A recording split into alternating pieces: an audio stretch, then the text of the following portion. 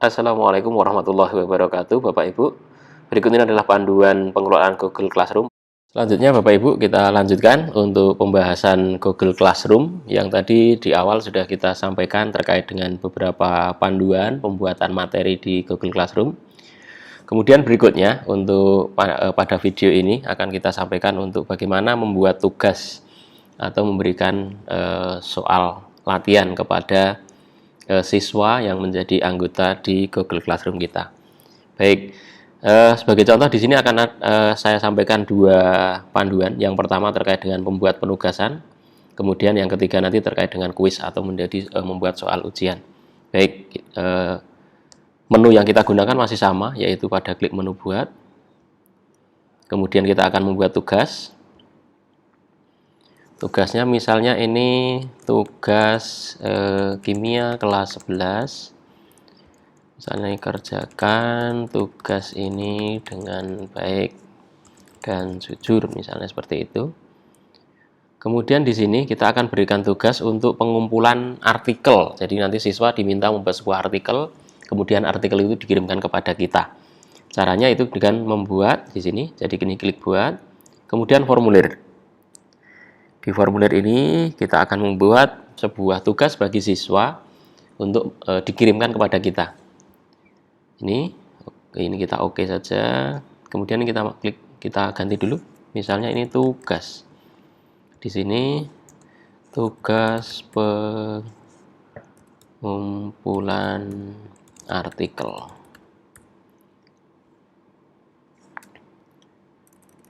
Jadi pengumpulan kimia kelas 11. Contohnya seperti ini. Ini deskripsinya. Jadi misalnya deskripsinya itu kita buat lebih lengkap. Misalnya buat artikel tentang asam dan basa pada kertas ukuran A4 minimal 2 halaman. Misalnya seperti ini. Kemudian di sini kita minta misalnya biar kita mudah mengeceknya. Kita minta untuk masukkan nama siswanya. Jadi ini nanti kita akan mudah mengecekkannya. Ini mahasiswa. Nama siswa di sini bentuk isiannya adalah jawaban singkat. Kemudian ini wajib diisi. Jadi nanti siswa ketika mengisi wajibkan memasukkan namanya. Kemudian yang kedua kita juga bisa meminta masukkan kelasnya. Biar kita tahu siswa tersebut dari kelas apa. Ini bentuknya juga jawaban singkat, ini juga wajib diisi. Kemudian berikutnya NIS, jadi nanti kita akan mempermudah mengidentifikasi siswa. Misalnya ini nomor induk siswa. Gitu, ini tetap jawaban singkat, kemudian ini juga sama. Nah, yang terakhir, ini kan sudah identitas siswanya. Yang terakhir, yang keempat di sini.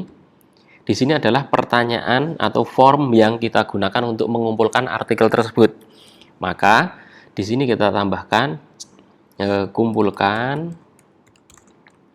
artikel di formulir ini. Atau kumpulkan artikel atau tugas itu ya. Kemudian jenisnya apa? Karena ini adalah kita meminta siswa untuk mengumpulkan artikel, artinya dia mengupload file, maka pilihan ganda ini kita ganti menjadi upload file. Upload file akan muncul seperti ini, kemudian lanjutkan. Baik, kalau memang kita hanya mengizinkan satu formulir atau satu file, maka biarlah menjadi satu. Kemudian yang lain bisa kita abaikan. Izinkan ini kalau kita membatasi, jadi misalnya filenya hanya boleh Microsoft Word atau mungkin PDF, tidak boleh gambar. Nah, ini kita bisa aktifkan. Misalnya hanya dokumen saja. Kemudian boleh PDF.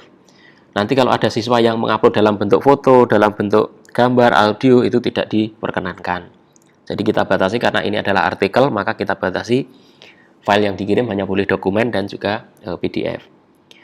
Kemudian maksimum filenya 1, seperti yang tadi di awal sudah disampaikan. Artinya satu anak hanya boleh mengirimkan 1 file. Kemudian ukuran maksimalnya 10 MB. Kemudian ini wajib dilakukan. Artinya siswa tidak boleh mengupload tanpa memilih satu pun file. Artinya kosongan itu nggak boleh. Baik, kalau sudah seperti ini sudah tersimpan. Semua perubahan tersimpan di drive. Kemudian, ini kita bisa kembali ke tugas ini, seperti ini. Kemudian kita bisa berikan tugas ini terkait dengan topik apa. Misalnya tadi kan masih terkait dengan asam dan basa. Maka saya klik topik asam dan basa. Kemudian pembatasan waktu. Kapan tugas ini berakhir? Nah, contohnya begitu. Karena sekarang ini tanggal 4 misalnya. Kemudian kita berikan tenggat waktunya sampai tanggal 10 misalnya. Jadi terakhir nanti dia mengumpulkan tanggal 10 April. Waktunya akan diberikan atau tidak? Misalnya kita berikan waktunya adalah, kita pilih misalnya jam 10 malam saja. Jadi misalnya jam 22.00. Jadi jam 10 April tanggal 10 April jam 10 malam. Maka tugas ini akan mempunyai batas akhir, yaitu tanggal 10 April jam 10 malam. Di luar tanggal ini, jam ini, maka siswa sudah tidak bisa mengumpulkan tugas tersebut. Begitu Bapak Ibu, kemudian kita klik tugaskan. Artinya kalau sudah kita tugaskan, maka siswa sudah bisa mengerjakan tugas tersebut, yaitu di sini. Siswa bisa mengerjakan sampai pada batas waktu yang sudah kita tetapkan. Jadi itu untuk pemberian tugasnya. Jadi kita bisa lihat seperti ini. Kalau misalnya kita bisa klik lihat tugas, kita juga bisa Bapak Ibu. Nah, contohnya seperti ini. Nanti akan muncul di sini berapa siswa yang sudah mengerjakan dan seterusnya. Kita bisa cek di sini. Baik, kemudian kita kembali ke halaman tugas lagi. Berikutnya Bapak Ibu, sebelum kita lanjutkan untuk ke pembuatan soal atau yang lainnya, ada beberapa yang perlu kita sampaikan. Yang pertama, untuk di paling depan, halaman paling awal ini nanti akan merekam aktivitas dari yang Bapak Ibu lakukan di kelas ini. Misalnya Bapak Ibu memberikan materi, Bapak Ibu memberikan tugas, itu akan keluar di sini. Sehingga para siswa yang menjadi anggota di classroom kita itu secara otomatis akan mendapatkan notifikasi di Google Classroom masing-masing siswa.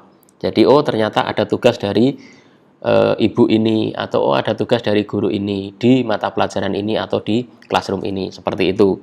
Ini semuanya diinformasikan di sini. Kemudian kalau Bapak Ibu ternyata akan memberikan penegasan kembali, maka kita bisa membuat pengumuman di sini. Misalnya kerjakan segera tugas membuat artikel tentang asam dan basa misalnya. Oke, contohnya seperti ini. Jadi nanti ini akan diakses oleh semua siswa, kita tinggal posting saja. Nanti akan muncul. Nah, contohnya seperti ini. Kemudian nanti siswa bisa membalas komentar di sini, Bapak Ibu. Jadi kalau siswa sudah membalas misalnya baik Bu atau dan sebagainya, atau baik Pak dan seterusnya, maka kita bisa mereply pertanyaan siswa di halaman ini.